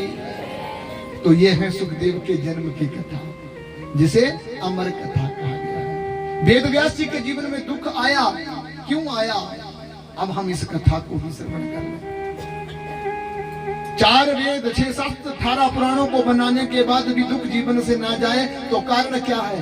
समझ लेना कि उनके जीवन में कृष्ण भक्ति नहीं। कहा जाता है जिनके जीवन में कृष्ण भक्ति नहीं वो किसी भी ईश्वर को मना ले, उनको सुख प्राप्त नहीं। जब तक भगवान राधा रानी और भगवान श्री कृष्ण का जाप हृदय में नहीं उतरता तब तक मानव को संतोष प्राप्त नहीं होता। और जिसने भागवत की कथा को सुन लिया उसने 18 पुराणों का जो पुण्य है वो संचित कर लिया है। भागवत जो पुण्य है ना, 100 अश्वमेघ यज्ञ के बराबर का पुण्य है। हर किसी के भाग्य में ये पीने को नहीं मिलता है, इसे को नसीबों वाला ही पीता है।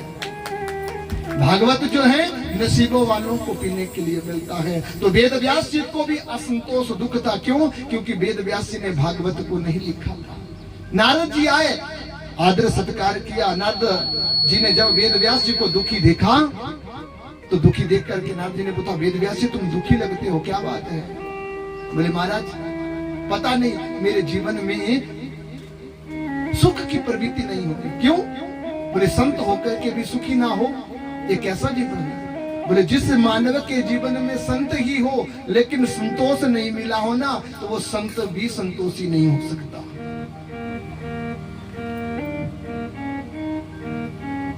वेद व्यास जी रोने लगे, नारद आप बताओ, आप देवों के देव हैं, मेरे जीवन में दुख का कारण क्या है? नारद ने कहा मैं समझ गया, यथा धर्माश्चर्या मुनिवर्या अनुकीर्तितः ना तथा वासुदेव मैया अहा अनुवर्णित।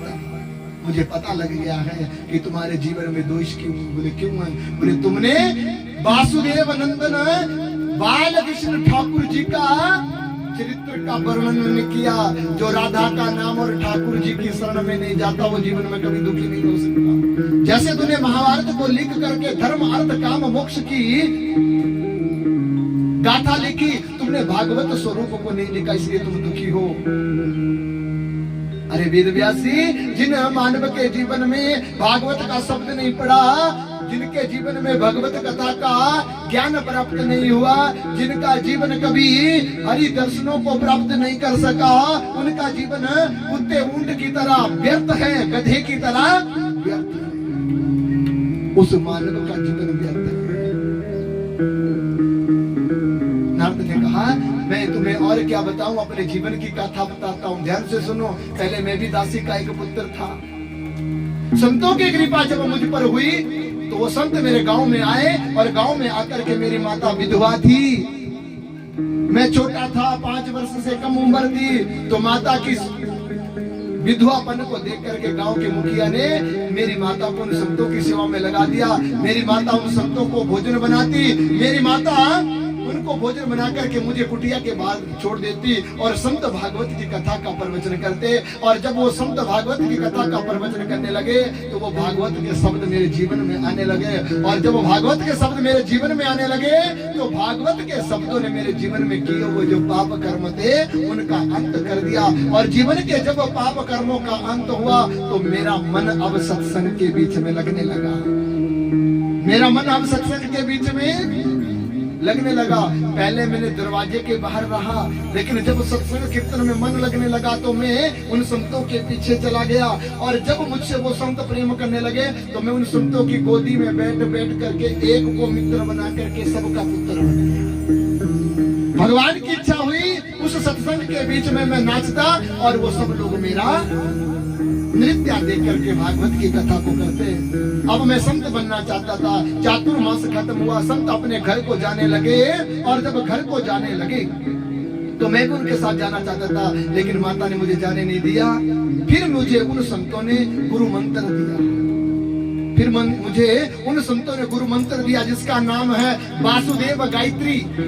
और उस वासुदेव गायत्री का मैं जाप करने लगा, लेकिन जब भी मैं जप करता मेरी माँ मुझे जप करने नहीं देती। एक दिन मेरे मन में बात आ गई, बोले भगवान या तो मुझे इस धरती से ले जाओ या इस मेरी माँ को इस धरती से उठा दो। जब नारद के मन में ये बात आई तो अचानक से भगवान ने उस बालक की सुन रही। माता गौ ढूंढने के लिए साय संध्या के समय में जा रही थी। रास्ते में सांप आया और उस सांप ने उस माँ के पाँव में डंक मार दिया और अब उस माँ का राम नाम सत्य हो जाता है। नारद को जब इस बात का पता लगा तो माता का अंतिम दाह संस्कार किया और अपनी जगह जात जो थी, जमीन जो थी, अपने गांव के बीच में बांट दी।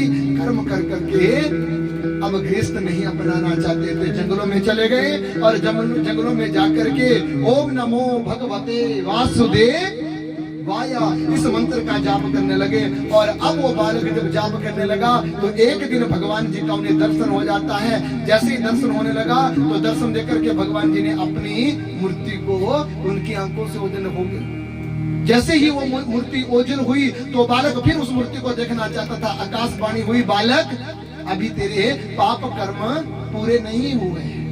जिस दिन ये पाप कर्म खत्म हो जाएंगे उसी दिन तुम्हारा शरीर मुक्त होगा और तुम मेरे पासार्थ बन करके वैकुंठ को आ जाओगे। फिर प्रलय होगा और प्रलय के बाद तुम ब्रह्मा के पुत्र बन करके मेरे पासार्थ बन जाओगे।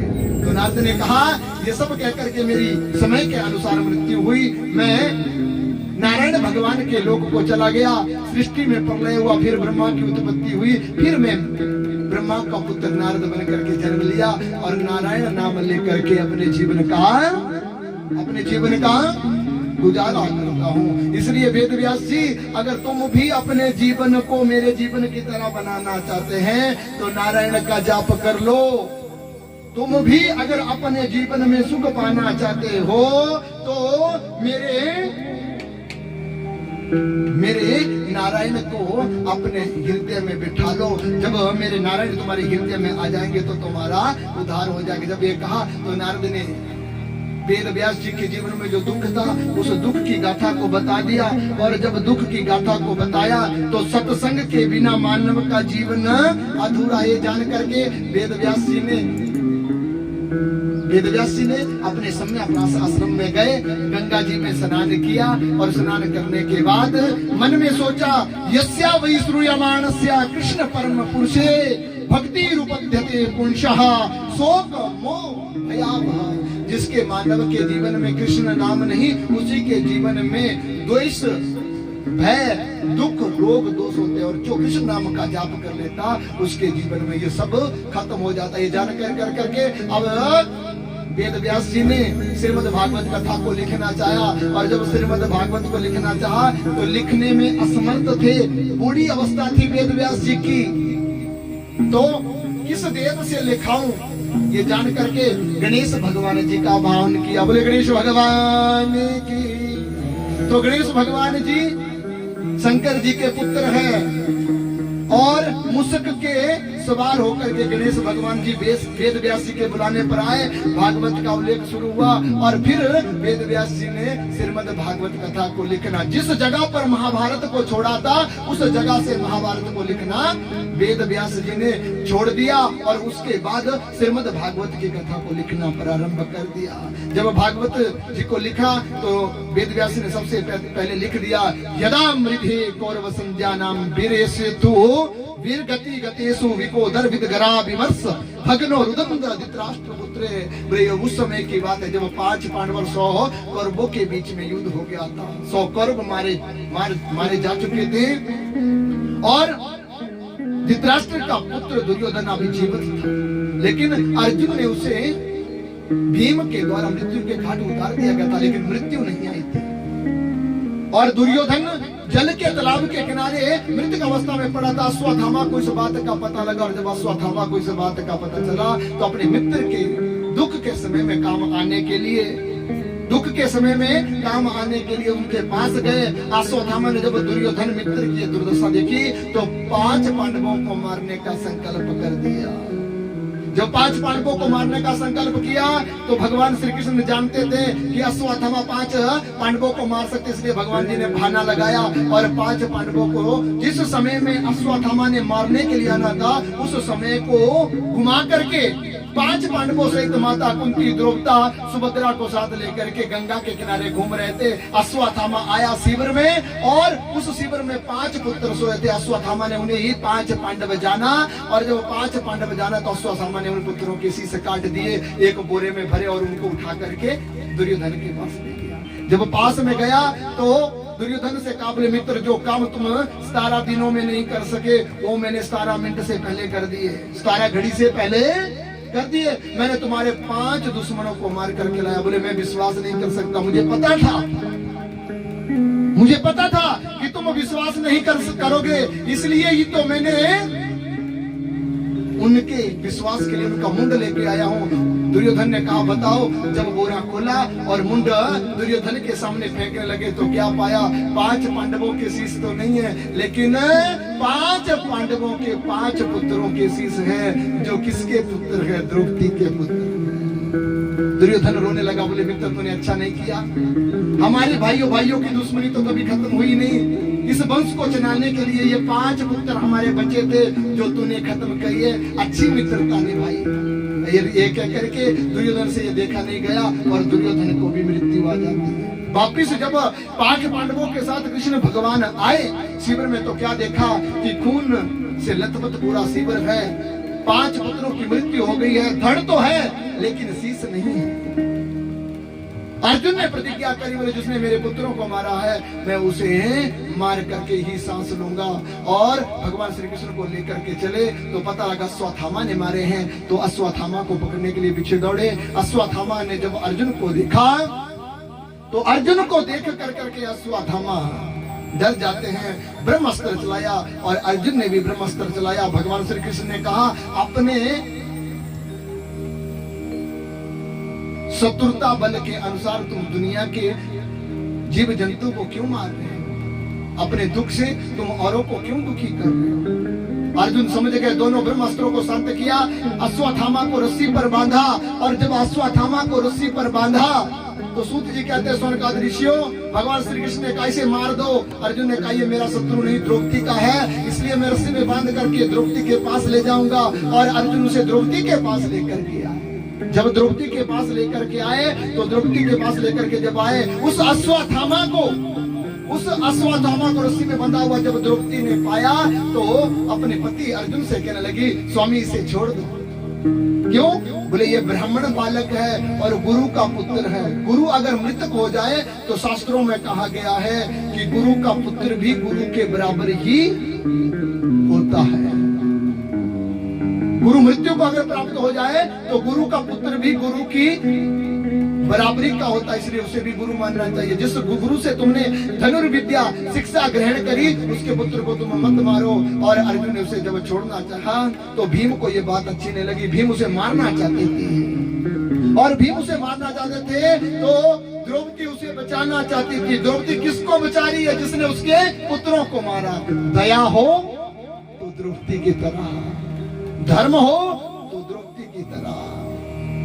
द्रौपदी के 5 पुत्रों को मार दिया है, लेकिन द्रौपदी नहीं चाहती थी कि मेरी तरह इसकी मां भी दुख को प्राप्त हो। अब भीम अश्वत्थामा को मारने के लिए दौड़े, लेकिन द्रौपदी उसे रोकने के लिए आगे खड़ी हो जाती है। भगवान श्री कृष्ण ने अर्जुन को इशारा किया, बोले प्रतिज्ञा टूट जाएगी। बोले क्या करना है? बोले गीता में जो मैंने तुझे उपदेश दिया है ना, उस गीता के उपदेश का पालन करो। गीता में कहा था क्या?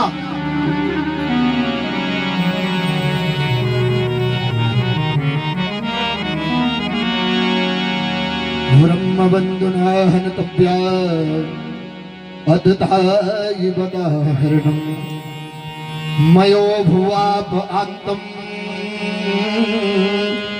परिहास अनुशासन। बोले ब्राह्मणों के ऊपर हाथ नहीं उठाना चाहिए।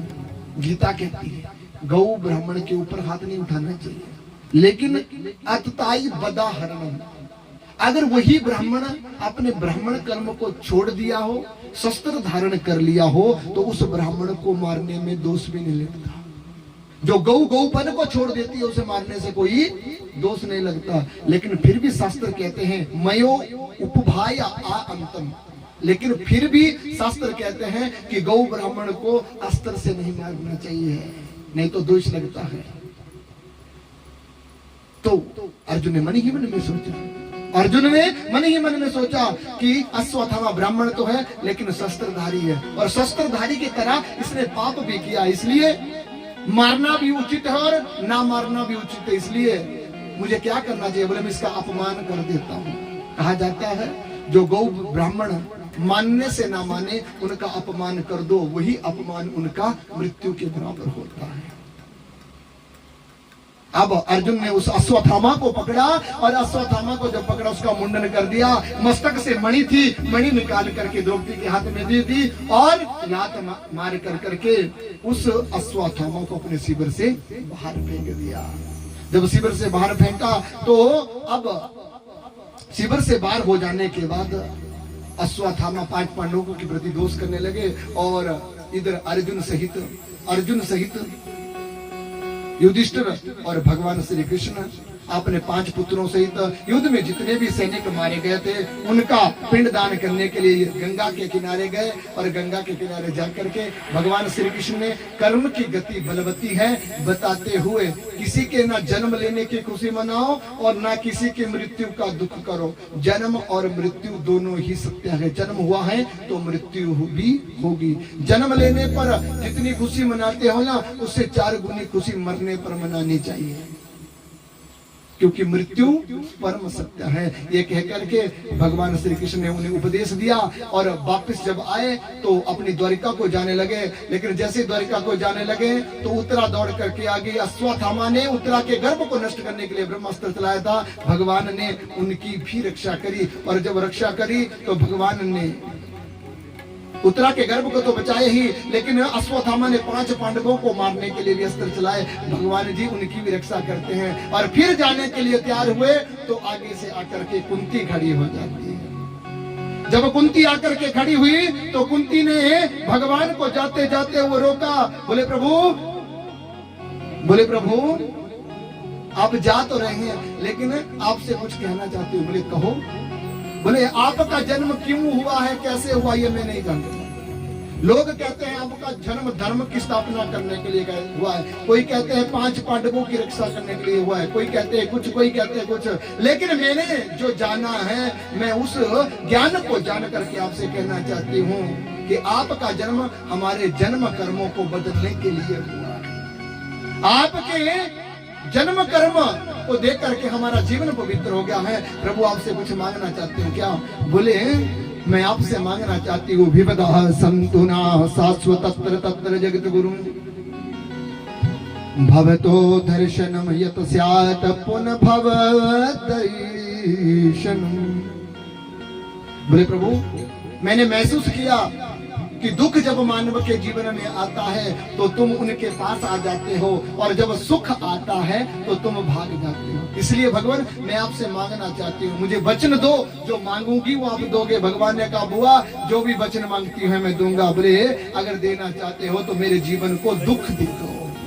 मेरे जीवन को दुख दे दो, क्योंकि दुख में तुम सदा साथ रहते हो। मुझे वो सुख प्यारा नहीं जिसमें तुम दूर चले जाओ, मुझे तो वो दुख ही प्यारा है जिस दुख में तुम पास रह करके मेरे जीवन का कल्याण करते रहो। ऐसा जब कहा तो भगवान जी कुंती को दुख का वरदान दे करके वापिस हस्तिनापुर आए और बहुत समय तक हस्तिनापुर में रहे। तो एक दिन भगवान जी अपने कक्ष में बैठे हुए थे और कक्ष में बैठ कर करके प्रातः काल युधिष्ठिर ने नियम बनाया था अपने उठ करके अपने गुरु चरणों का स्मरण करना, ध्यान से सुनना। अपने बालकों को आदत लगानी चाहिए, प्रातः काल जब भी उठे हाथ मुंह धोएं और सबसे पहले अपने माता पिता के चरणों को छूएं। अगर आप ये आदत बनाएंगे तो फिर आने वाले समय में आपका आशीष भी उनके ऊपर बना रहेगा और उनका जीवन भी सफल होता रहेगा। तो युधिष्ठिर ने भी आदत बनाई थी। भगवान जी को आज आंखें बंद देखा तो आंखें बंद देख कर करके पूछा, प्रभु किसका ध्यान कर रहे थे? बोले भीष्म पितामह के पास चला गया था। तो भीष्म पितामह के पास जाने का वार्तालाप कही और युधिष्ठिर से कहा, बोले युधिष्ठिर अगर तुम भी अपने जीवन में कुछ सीखना चाहते हो ना, तो भीष्म नाम का जो सूर्य है वो अस्त होने वाला है और अब समय है इस अवस्था में कुछ ज्ञान ले लो। और जब ये कहा तो ज्ञान लेने के लिए भगवान श्री कृष्ण ने 5 पांडवों को तैयार करते हुए स्वयं अपने भक्त भीष्म पितामह को दर्शन देने के लिए कुरुक्षेत्र की उस भूमि पर चले गए जहाँ पर भीष्म पितामह लेटे हुए थे। बोले भागवत भगवान की। तो आज की कथा को हम यहीं पर विश्राम देंगे। कल हम भगवान जी की कथा, भीष्म पितामह को दर्शन, 5 पांडवों का महाप्रयाण, राजा परीक्षित का जन्म, राजा परीक्षित को श्राप, मानव का जन्म कैसे उत्पन्न होता है और कैसे मृत्यु इस पृथ्वी पर मिट जाती है, कैसे ये शरीर जिसे हम सोना चांदी से सजा करके रहते हैं लकड़ियों के बीच में जल करके कैसे लुप्त होता है, इसका ज्ञान प्राप्त करेंगे और इसी के साथ हम अपने जीवन को धन्य बनाते रहेंगे। एक छोटा सा भजन कहूंगा, भजन के बाद आरती आपके लिए। भगवान जी की इस कथा के बाद भगवान का भोग पदार्थ तैयार हुआ, सभी लोग भगवान का प्रसाद ग्रहण कर करके जाएं। जीवन की जल्दी कभी खत्म नहीं होती, जीवन हमेशा देर से परे ही रहता है। इसलिए जीवन के सुख और दुखों का त्याग करते हुए भगवान के प्रसाद का त्याग ना करें, भगवान का प्रसाद ग्रहण करें और भगवान का प्रसाद ग्रहण करके ही अपने जीवन में जितने भी पाप कर्म हैं उन पाप कर्मों का आप अंत की प्राप्ति करेंगे। बोले सत्य गुरुदेव भगवान की। इसी के साथ एक छोटा सा भजन और भजन के बाद आरती। अपने जीवन का लक्ष्य, समय का विशेष ध्यान रखें, कथा में निरंतर आए, अपने जीवन का उद्धार करें। और कहेंगे मेरे साथ क्या?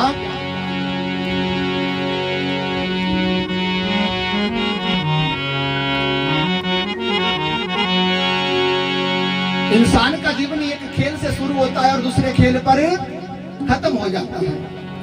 लेकिन जिस इंसान के जीवन में तकदीर साथ नहीं देती ना, उस मानव का जीवन खेल के बीच में गेंद बन कर करके रह जाता है। और जो गेंद इधर से उधर और उधर से इधर लोग मार मार कर करके उसे खत्म कर देते, लेकिन उसका अधिकार उसे प्राप्त नहीं होता है। तो एक साथ बोलेंगे क्या?